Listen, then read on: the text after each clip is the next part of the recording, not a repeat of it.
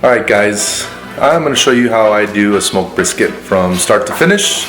I probably do it a lot different than most people. I have a lot of different opinions than probably most people. I've gone to competition classes and seen all sorts of crazy things that they do, and I don't know, to me it's just a piece of brisket, it's just a piece of meat, and it's pretty hard to screw up. So I'll show you what we're cooking with right now. I typically buy my briskets from Costco, but they usually have prime, and this is probably one of those things that people will disagree with. When they smoke briskets, they love prime. I don't like them. I think they're too fatty. When I trim them down, there's just so much fat, and I don't particularly care for that. So I got this one at Walmart. Not Walmart, but Sam's. It was $3.28 a pound, and I got 3 of them. We're going to be cooking these for a party this weekend. I'm also going to be doing these a little bit different. I've seen professional guys trim these things. They do really pretty work. I don't. I'm actually going to separate these from the lean to the fatty side and smoke these like that. I don't usually drink Sol, but I'm going to drink that right now. And then I have the boss over here. Brisket under the influence. Oh yeah, it's not even cooking brisket, it's cutting brisket. So. Which brings up another point. A lot of people, I worked in the restaurant industry for a long time. Everybody likes these expensive ass knives. I found that these little plastic ones that you buy at Sam's and Costco are good. They're super sharp. You can sharpen them pretty quick. They don't hold an edge very long, but what's nice about them is they're cheap. So you can get one. This one already is bent a little bit right there in the handle, but you don't really cook with that. So anyways, those are the ones that I like too. So what are you making? I'm gonna make some ground turkey patties. Yeah, I can't imagine it's bad.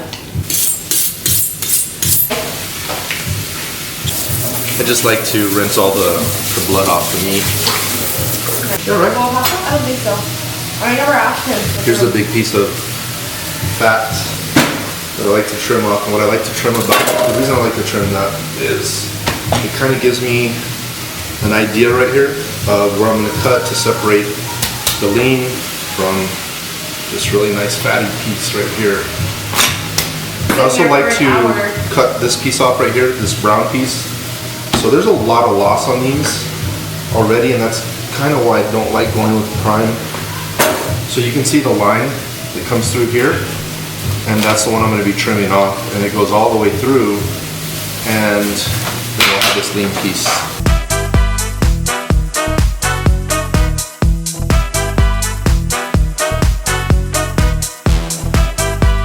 Okay, so we just got done trimming that brisket. You've got 2 pieces. This is the fatty. This actually came out a lot smaller than usual, and then here you've got the lean. So you've got those 2 pieces. I get this from the restaurant business. I love the big foil saran wrap, but you gotta have a big spice rack. And this drives my wife crazy because I have all this crap in here and I really don't use very much of it. Anyways, for the brisket today, I'm gonna use this stuff that my buddy Richie brought to me. Love it. And I might use the salt lick, but I don't know if I'm gonna use the garlic rub or not. There's another one in here somewhere. This one's a really good one. Hi, thanks for calling me. It's kind of spicy. I think I'll probably use that one, and maybe not that one, and definitely this one. So I do something on my briskets that's, I really don't know why I did it. I think I was doing research one time and somebody had put mustard on their brisket, and I just decided to do it, and I've always done it. Kind of holds the seasonings in, so I just put the mustard all over it, rub it in, and then I'll season. So I'm going to start off with the salt lick dry rub, and I'm going to put it on the fatty part, and then I'm going to use this signature seasoning that Richie, my neighbor, gave me, and I'll put that on here. So I'll mix and match them with these, and I put it on pretty thick. I like it to coat it.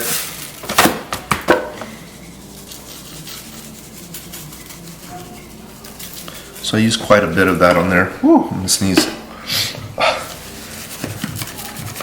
These are both a little bit spicy, kind of peppery, and I like that on my briskets. And you can see how that mustard really makes it bind.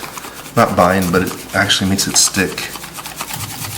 Don't do it too neat, I just throw 2 more. Alright guys, it's the next day and I'm gonna go ahead and take this out, start letting it come closer to room temperature while I get my grill going. Alright guys, so let's talk about wood. Seems like everybody has a real big opinion. I'm out in West Texas, the real West Texas, El Paso, as far west as you can get, and we have a lot of mesquite. So a lot of people cook with mesquite here, and I really like that wood. It's got a really good smoke flavor, so there's a little bit of the mesquite, pretty big chunks. But my neighbor goes to East Texas and comes back with a bunch of oak, and I also like smoking with that because it doesn't seem to have such a smoky taste. It's a little bit less bitter, or not bitter, but less smoky. So anyways, that's kind of my thought on the wood. I think it's pretty regional. It seems like the people that smoke with certain woods, it's because that's what's in their region. But I do like mesquite. It does give it a little more smoky flavor. And then there's the oak, and then there's my pit bull. What's up, Noah?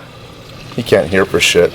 One of the most important things is to come out, and if you're going to be cooking in the yard, is to pick up dog shit. You definitely don't want to track that back in the house. That's a sure way to have your wife get pissed off. So let's take a look at the setup. So I have a stick burner, and it works out real well. I bought this a long time ago. I think I bought it at Sam's, and it's pretty heavy duty. It's got pretty thick metal, so it holds the heat pretty good. Yes, I know a lot of you guys will say you can't use that, it gives it a bad flavor. It doesn't. I've smoked a ton of these like that. So anyways, I use the charcoal to get the fire lit, and I start putting my wood on top of it, just to find it a little easier to work with. I don't have a damper, so it produces quite a bit of heat, so I would just put this big old metal pan with some water. I think it creates a little more moisture inside. And I live once again in the desert in El Paso, Texas. It's going to be about 102 degrees and very little moisture. This grill's pretty simple, so it has only a top level and that rail. But I have an old smoker, another one right there. Hey Nala, hey girl. And so I took a couple of the grates out of there and I put it on the bottom. So I'll tell you the purpose of what I'm doing with that in just a little bit. So I'll let this burn down a little bit, and then we'll go grab some of that wood. Now we'll talk about a couple of must-have items. So my neighbor bought this for me. This guy Richie is awesome. And you know, you can put all sorts of juice and water and stuff like that. Kind of keeps the meat moist, good for ribs. This little thing has been a lifesaver for me. It's a little easy AC thing. It's not programmable, but it's got different speeds. It's wireless, and so sometimes the temperature in my grill goes down a little bit, and there's no wind. And so instead of me sitting there blowing like crazy, I can just turn this thing on, and it's got different speeds, and it's wireless. And I can put this on a little table, blowing into the smoke box, and it raises the temp real nice. So it has a little light too, so it's kind of cool. Anyways, and then I think you need thermometers. That's probably the most important thing. I'd like to try to get my briskets to about 202 degrees. I don't worry about time or anything. So anyways, there's a couple little must-have items. All right, so now we have the coals kind of burning down a little bit on the charcoal, and now I'd like to start putting some wood. Get that thing going, because I really like to smoke with that oak and the charcoal. So anyways, that'll catch on fire, it'll make a big huge flame, then it'll burn down. I'll go ahead and start shutting down the box, start getting the temps ready. I do have one thermometer, a good one.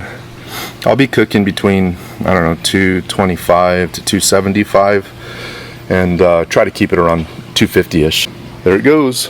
All right, coming back out to check the fire, see what it's looking like. Burning down a little bit, it's looking good. Now we're getting some really nice coals down there. Keep us with some good heat. It's at about 225. So we're almost ready to put the meat on. All right, so we closed the lids. I closed the firebox, but I opened this up a little bit just to keep the air flowing. Temperature is getting pretty high, a little too high actually. So what I'm gonna do is you have these dampers. You can close these off, and I'm gonna go ahead and start closing down some of the oxygen just to create somewhat of a little smolder. Just like that. Now what we do want to do is, right now you can't see any smoke. In a minute it'll start smoking.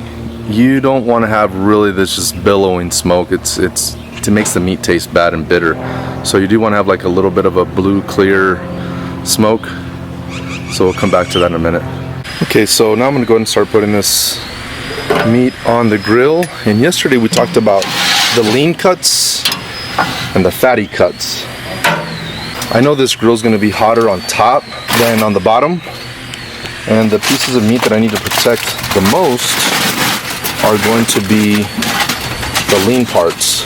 So with that being said, I'm going to put the lean pieces of brisket on the bottom, and I like to put those with the fat side up, so you can see that that's the fat side. And different people say different things. To me that just makes sense because the grill is hottest on the top, and that meat will probably, that fat, excuse me, will probably melt, and as it melts it'll probably marinate the meat. So now that that's on the very bottom, I'm going to go ahead and start putting these fat pieces up on top, because it's going to be a lot hotter up on top of this grill than it is on the bottom.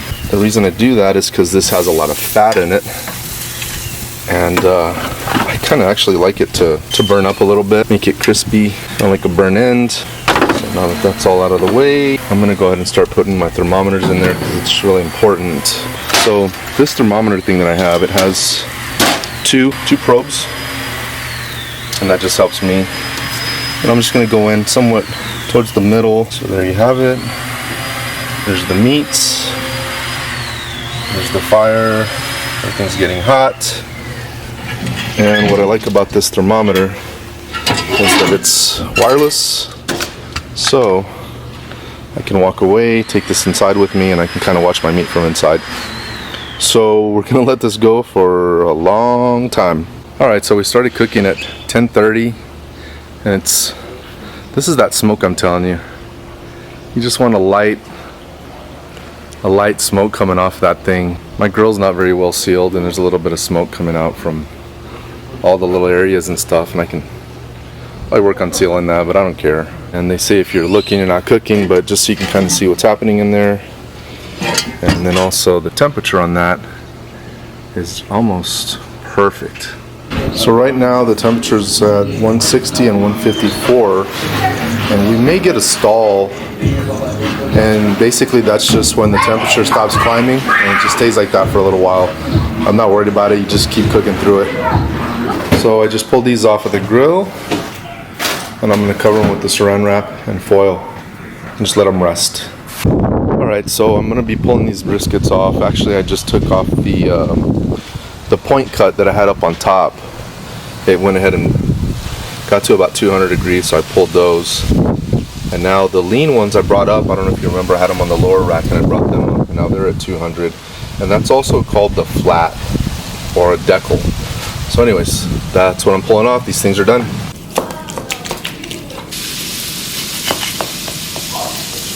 So this one came out pretty good. It's got good texture. Pulls apart. You can see a really nice smoke ring. Alright, so I took that brisket and smoked it yesterday, and went ahead and put that into the refrigerator. Remember, this brisket's to eat, it's not for competition. So let me show you what we have. We have the fat pieces, the flat, the points, and I'm going to go ahead and cut these all up, put those back in, and then warm it up in the oven. So here's the picture. I sliced all the lean, I put that on the bottom, and then what I'll end up doing is putting the fatty part up on top, and I'll lay it over this area right here, and then put it in the oven to rewarm it, and it'll be ready to go.